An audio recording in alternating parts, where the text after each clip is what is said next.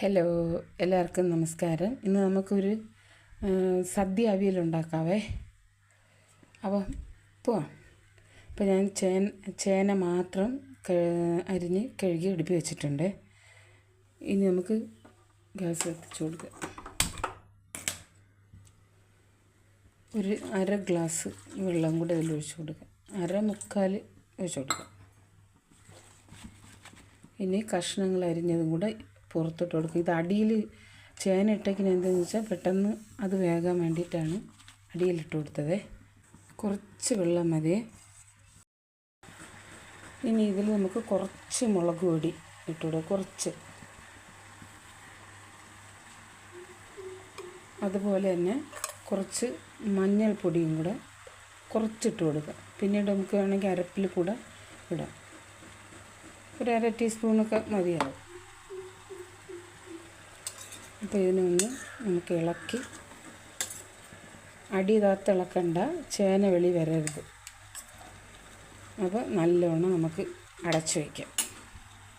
ഇനി ഒരു 2 പച്ചമുളക് കീറിയതും കുറച്ച് വള്ളിപ്പയറും കൂടെ നമുക്കതിൽ ഇട്ട് കൊടുക്കാം.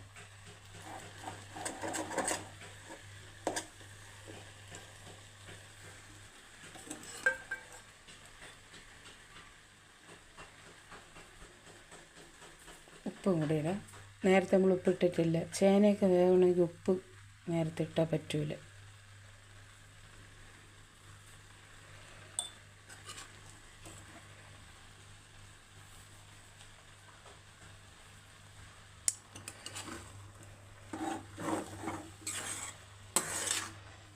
എല്ലാം നല്ല വെന്ത് വന്നിട്ടുണ്ട്.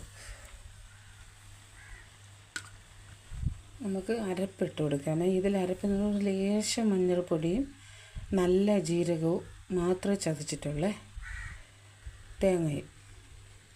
ഇതിൽ നമ്മൾ നേരത്തെ മുളക് പൊടിയും മഞ്ഞൾപ്പൊടിയും ഇട്ടിട്ടുണ്ട്. ഇത് ലേശം ഞാൻ മഞ്ഞൾപ്പൊടി കുറച്ചുകൂടി ഇതിനിട്ട്.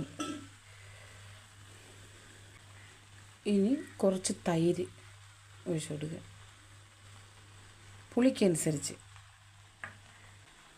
സദ്യ അവിയലല്ലേ, അപ്പോൾ അതിൽ നമുക്ക് കുറച്ച് അവിയലല്ലേ ഉള്ളൂ. അപ്പോൾ കുറച്ച് കാഷ്യൂനട്ടും കൂടെ ഇട്ട് കൊടുക്കാം.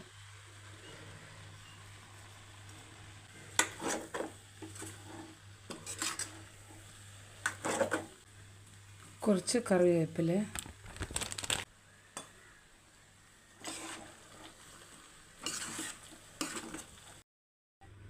അപ്പം നമ്മുടെ സദ്യ അവിയൽ ഇവിടെ റെഡി ആയിട്ടുണ്ട്. എല്ലാവരും ഒന്ന് ട്രൈ ചെയ്ത് നോക്കണം.